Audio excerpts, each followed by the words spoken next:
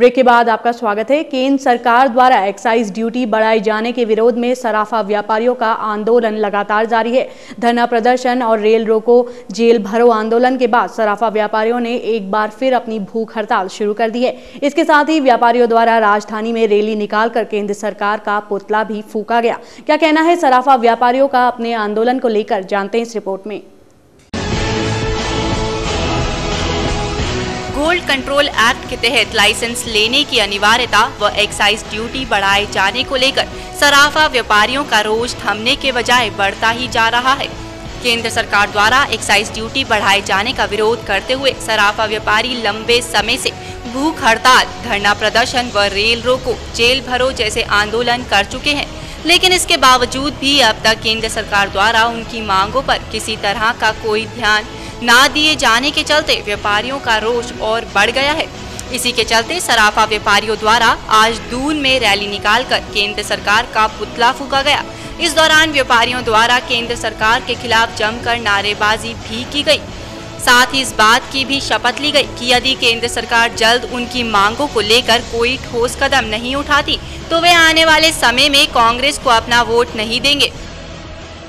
शपथ हमने ली है कि अगर एक्साइज हमारे से वापस नहीं ले आती तो हम सारे व्यापारी, हमारा परिवार और जो हमारे कस्टमर हैं, दोस्त यार हैं, कोई भी कांग्रेस को वोट नहीं देंगे। किसी को कांग्रेस के बहिष्कार करेंगे। जितना भी हमारे से, जितना आप इससे ज़्यादा लड़ाई हम कांग्रेस को हराने के लिए करेंगे। अभी कोई सुनवाई नहीं हो रही है।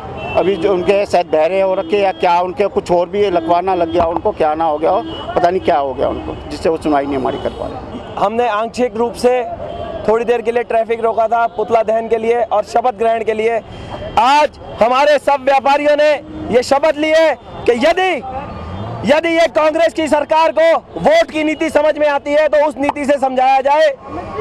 यदि इन्होंने एक्साइज ड्यूटी वापस नहीं ली तो हमारे व्यापारी, हमारे मित्र, हमारे ग्राहक, हम कांग्रेस को वोट नहीं देंगे और आने वाले चुनाव में कांग्रेस के इसके भीषण परिणाम भुगतने होंगे।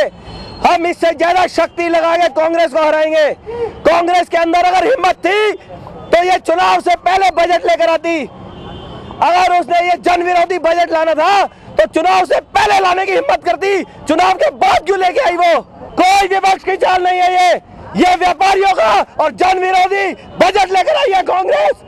ये ईस्ट इंडिया कंपनी के विरोध में ईस्ट इंडिया कंपनी की तरह हमारे ऊपर लादना चाहती है।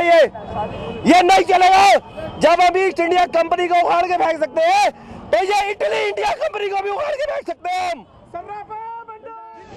बहरहाल केंद्र सरकार के खिलाफ सराफा व्यापारियों का रोष थमने के बजाय दिन पर दिन बढ़ता ही जा रहा है। ऐसे में अब यह एक बड़ा सवाल है कि आखिर केंद्र सरकार सराफा व्यापारियों के रोष पर कैसे काबू पाती है और कब तक। सौभाग्य मिथिला उत्तराखंड के लिए देहरादून से गौरव शर्मा और रीना बडोनी की रिपोर्ट।